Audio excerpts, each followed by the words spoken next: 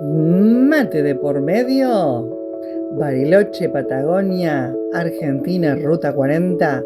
Vamos a comenzar este viaje en este episodio con uno de los más grandes misterios y una de las investigaciones más profundas que he realizado. Los cráneos alargados, el misterio del cráneo alargado y la característica enigmática y la relación con el paleocontacto en la que hoy vamos a realizar. Uno de los aspectos más intrigantes del descubrimiento de Puabi fue la forma de su cráneo alargado, una característica que ha generado debates científicos y especulaciones alternativas durante décadas. Esa peculiaridad anatómica ha sido interpretada de múltiples maneras, desde prácticas culturales hasta teorías más controvertidas y enigmáticas, como por ejemplo el paleocontacto.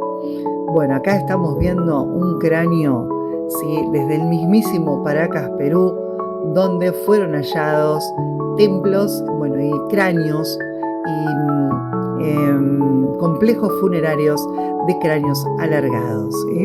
Análisis del cráneo alargado de la reina Puabi, deformación craneal en el mundo antiguo.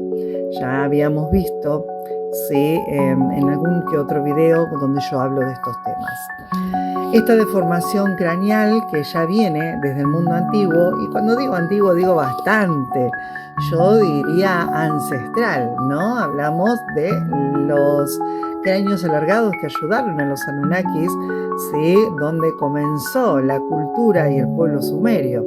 La práctica de la deformación craneal también fue común en muchas civilizaciones antiguas alrededor del mundo, donde, fue una modificación cultural que tenía significados culturales y sociales y estaban relacionados con las jerarquías, ¿sí?, de las comunidades de aquellos tiempos.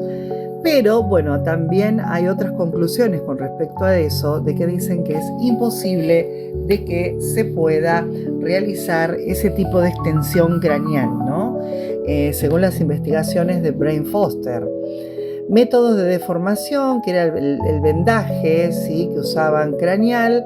No me quiero detener mucho acá. Las tablillas, las curas modificadas, combinaciones. Los niños nacían y ya les colocaban esas tablillitas para que tuvieran esa deformación craneal que más tarde les daría jerarquía en su grupo. Es una cultura, ¿no? Esto, la deformación craneal. Por ejemplo, las élites mesopotamias y acadias. Y acá es donde yo me detengo, porque acá es donde se encontraron cráneos alargados y no estirados por tablillas. Según Brain Foster, sí, que es en donde siempre me detengo, según los estudios de Brain Foster, era imposible que se pudieran estirar los cráneos. Acá nos pasamos algunas páginas de mi libro. En muchos lugares en el mundo provocaban tener el cráneo alargado, como muestra de poder en la alta sociedad, la élite, o tal vez ser como los dioses. Vendaban a los bebés, ahí ven, en todo su crecimiento, pero corrían riesgos de muerte. Estos cráneos tenían una sutura parietal, ¿no? Esta sutura sagital, ¿sí?, que digamos unían los dos parietales del cerebro, ven, ahí se ve en este, pero no así en este cráneo, no tiene sutura sagital, ¿sí? No hay una división de los cráneos, como acá tampoco. Acá hay una sutura sagital, digamos, en la parte cervical del cráneo, y este sería un cráneo humano normal con la sutura que tenés vos y yo. Y acá hay un cráneo alargado con sutura sagital también, pero con un hundimiento en la parte superior del cráneo. A ver. Teorías, hipótesis, ¿no?, del Paracas, de los cráneos hallados en Paracas, pero a donde quiero llegar, acá está Brain Foster, ¿sí? Él actualmente vive en Paracas, Perú, ¿sí? Y él sostiene que un cráneo alargado de Paracas, de los que se han hallado en Paracas, no fueron modificados, sino que ya nacían así, ¿no? Se ha identificado en muchos cráneos, que estos cráneos eran totalmente diferentes y que nacían ya con el cráneo alargado, ¿no? Bueno, acá hay diferencias del cráneo normal al cráneo humano del cráneo alargado, ¿sí? 2 centímetros más atrás del cráneo humano. Y acá es a donde ya casi me detendría. Brain Foster también, dentro de todos los hallazgos que se han realizado, se encontró dentro de la panza de una mamá, ¿sí? En los restos, un bebé que ya venía con el cráneo alargado. Y ahí está el bebé, ¿sí? Ya venía con el cráneo alargado, ¿sí? Por eso se armó, digamos, como un haplogrupo o grupo genético de población, ¿sí? Ya todos nacían con el cráneo alargado. Y bueno, los libros antiguos hablan, ¿no?, de una segunda raza, además de los Anunnakis, que son los Ishishis, que también estuvieron en la hibridación y en la creación del hombre, ¿sí? A ver, en la próxima placa que tenemos, bueno, los habitantes de Paracas, bueno, esto es un poquito de la historia, lo que consumían, las conclusiones. Y acá tenemos un cráneo humano similar, parecido, pero diferente a un cráneo alargado. Fíjense todas las diferencias, inclusive su barbilla prominente hacia adelante, cuando la del humano está un poco más direccional con todo el resto del cráneo, y la prominencia, ¿sí?, de la parte de abajo, de la parte maxilar inferior, ¿sí?, es bastante diferente.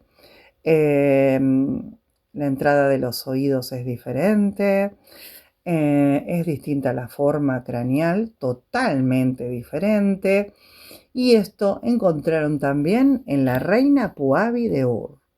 Y ya volvemos al análisis científico del cráneo de Puabi.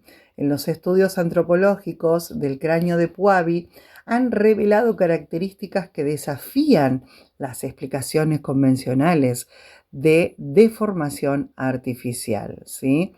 Simetría perfecta, bueno, dice elongación uniforme sin marcas de presión, volumen craneal, capacidad superior a la media humana, capacidad superior a la media humana, ¿sí? Acá está. Suturas craneales, patrones únicos de fusión ósea, La fusión ósea, no había suturas sagitales. Proporciones relacionadas dimensionales atípicas eran las proporciones, y la estructura ósea, densidad y composición particulares, ¿sí? No tenía una composición normal o típica del cráneo humano, sino que eran particulares, diferentes, ¿sí? Bueno, se me fue ahí la página. Realmente, cuando vemos esta composición, ¿sí?, del cráneo, ¿sí? Bueno, ahí habla de una deformación cultural temprana, una modificación realizada durante la infancia, que yo lo descarto, variación genética natural, expresión de genes recesivos de forma craneal, para la forma craneal, tenía expresión de genes recesivos diferentes a los de un humano convencional. Condición médica posible, macrocefalia o hidrocefalia. Preservación diferencial, distorsión post-mortem durante milenios. Eso también se consideró, pero yo creo que el hueso no puede tener algún tipo de distorsión post-mortem.